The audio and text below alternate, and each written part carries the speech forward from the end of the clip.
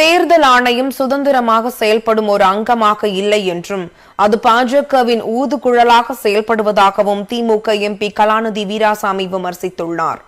வடசென்னை நாடாளுமன்ற உறுப்பினர் தொகுதி மேம்பாட்டு நிதியிலிருந்து ஆர்கே நகர் சட்டமன்ற தொகுதியில் 64 லட்சம் ரூபாய் செலவில் சாலையோர பூங்கா, உடற்பயிற்சி கூடம் ஆகியவற்றை நாடாளுமன்ற உறுப்பினர் கலாநிதி வீராசாமி திறந்து வைத்தார்.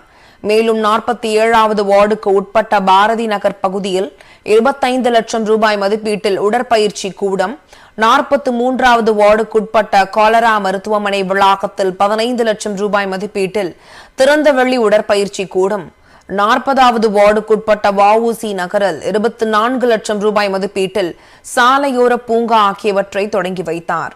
இந்த நிகழ்ச்சியில் ஆர்கே நகர் சட்டமன்ற உறுப்பினர் ஜே எபினேசர், மண்டல குழு தலைவர் நேதாஜி கணேசன், பகுதி செயலாளர்கள் லக்ஷ்மணன், ஜெபதாஸ் பாண்டியன் மற்றும் அதிகாரிகள் உடனிருந்தனர்.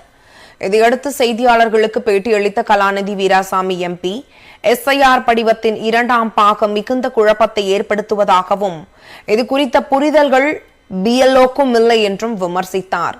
தொடர்ந்து பேசிய அவர், தேர்தல் ஆணையம் சுதந்திரமாக செயல்படும் ஒரு அங்கமாக இல்லை என்றும் அது பாஜகவின் ஊதுகுழலாக செயல்படுவதாக குற்றம் சாட்டினார்.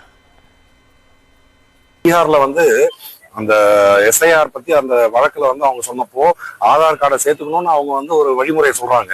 ஆனா தேர்தல் ஆணையம் அதை நாங்கள் செய்ய மாட்டோம் என்கிறார்கள். அவங்களும் அதுக்கு சும்மா இருக்காங்க. அப்படின்னா என்ன?